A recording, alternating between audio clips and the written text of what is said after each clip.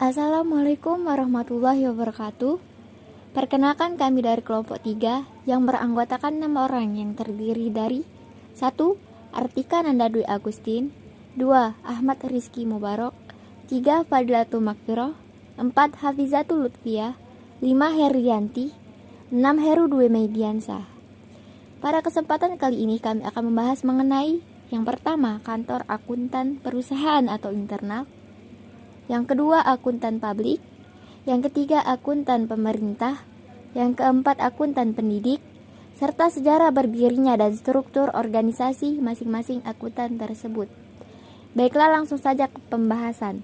Yang pertama, kantor akuntan perusahaan atau internal yang akan dibacakan atau yang akan dijelaskan oleh Artika Nanda Dwi Agustin. Saya akan menjelaskan nomor pertama, kantor akuntan perusahaan internal.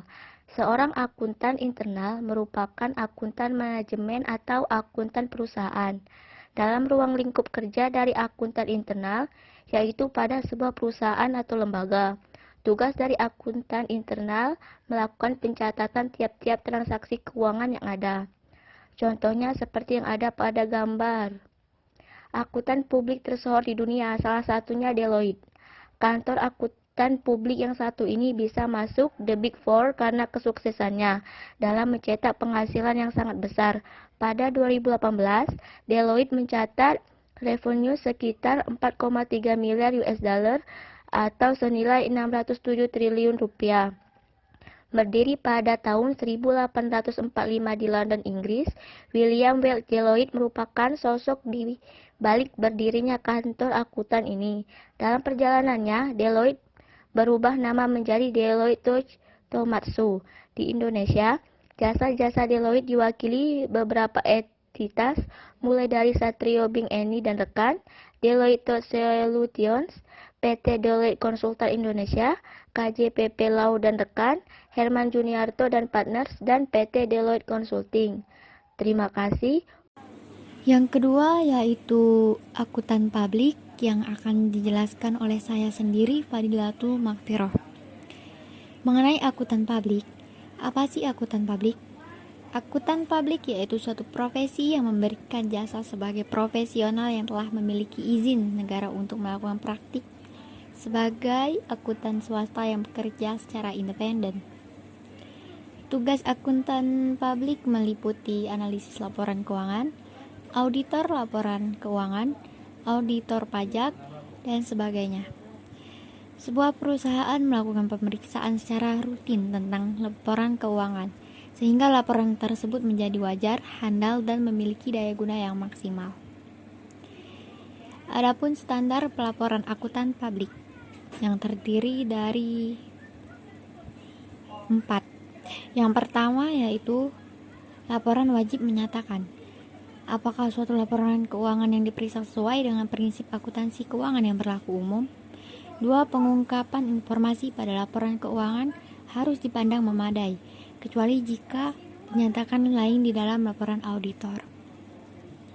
Yang ketiga, laporan harus menyatakan dan menunjukkan apabila ada ketidakkonsistenan dalam menerapkan prinsip akuntansi di dalam penyusunan sebuah laporan keuangan pada periode yang sedang berjalan yang dibandingkan periode terdahulu. Yang terakhir yaitu laporan auditor harus terdapat suatu pernyataan pendapat tentang laporan yang diperiksa secara menyeluruh. Tidak hanya itu, yaitu terdapat juga peranan akuntan publik yang terdiri dari 3. Yang pertama, mengandalkan serta mengarahkan dengan efektif sumber daya yang dimiliki perusahaan. Yang kedua, memberikan keputusan yang terkait dengan penggunaan sumber daya termasuk di dalamnya mengidentifikasi bidang keputusan rumit serta penetapan tujuan dan sasaran entitas. Dan yang terakhir yaitu memberikan laporan atas kepemilikan sumber daya yang dimiliki atau dikuasai oleh entitas atau organisasi. Ruang lingkup publik yang luas sehingga perlu dibahas lebih lanjut tentang ruang lingkup akuntansi publik. Baiklah, yang ketiga yaitu akuntan pemerintahan yang akan dijelaskan oleh Ahmad Rizky Mubarok. Akuntan pemerintah. Sesuai dengan namanya, yaitu akuntan pemerintah tentu bekerja di lembaga pemerintah. Maka ruang lingkup kerjanya tentu berada pada lembaga-lembaga pemerintah. Contohnya akuntan bekerja di BPK atau disebut juga dengan Badan Pengawas Keuangan. Akuntan pemerintah bekerja juga di kantor BPKP atau disebut juga Badan Pengawas Keuangan dan Pembangunan. Di kantor perpajakan hingga KPK atau Komisi Pemberantasan Korupsi.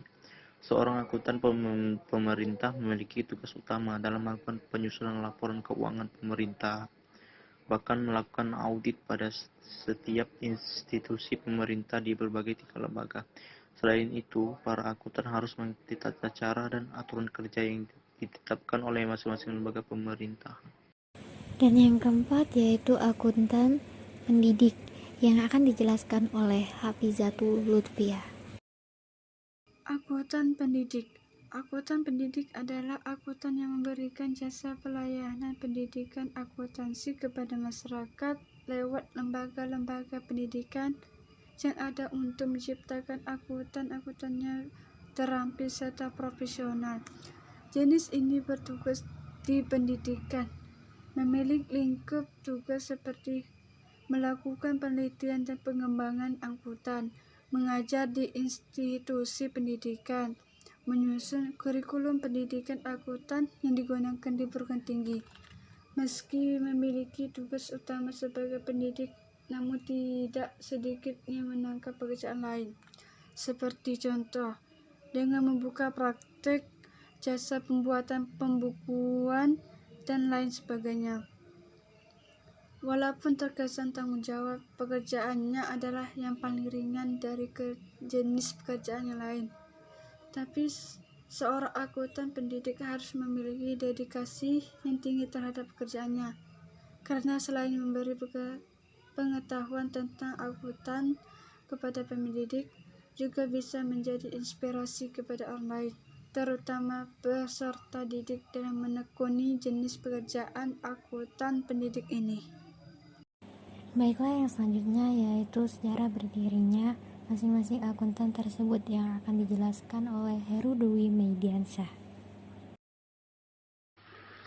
Sejarah akuntan publik.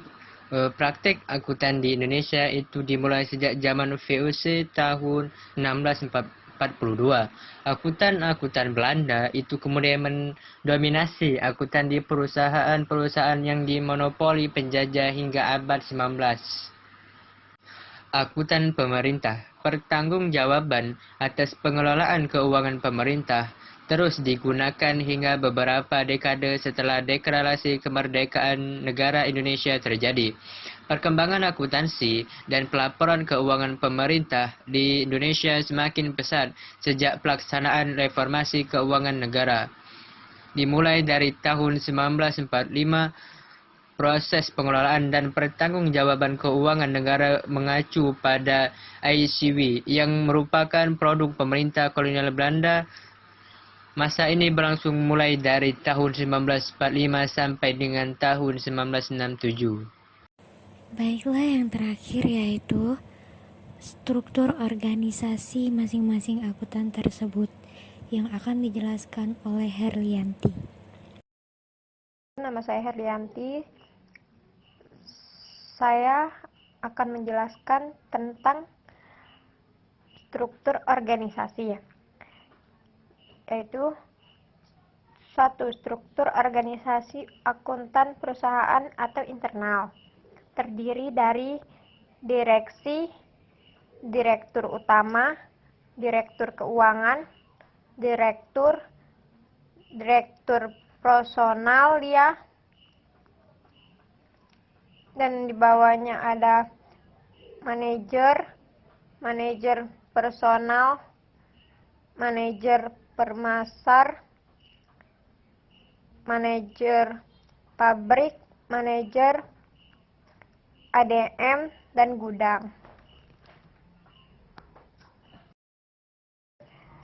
Struktur organisasi kantor akuntan publik terdiri dari partner atau managing, manajer, auditor, dan expert advisory, tim penasihat ahli, database administrator, office. Berikutnya, struktur organisasi akuntan pemerintahan.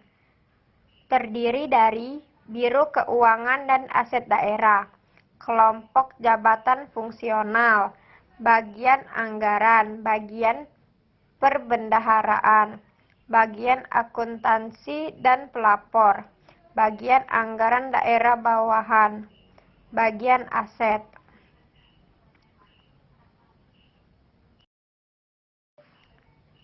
Dan yang terakhir, struktur akuntan pendidik. Terdiri dari kepala sekolah, kepala tata usaha, kurikulum, kesiswaan, sarana prasarana, humas, koordinator BK, koordinator ICT, pendidik, peserta didik. Sekian yang dapat kami sampaikan. Apabila ada kesalahan, kami mohon maaf karena manusia tak luput dari kesalahan. Wassalamualaikum warahmatullahi wabarakatuh.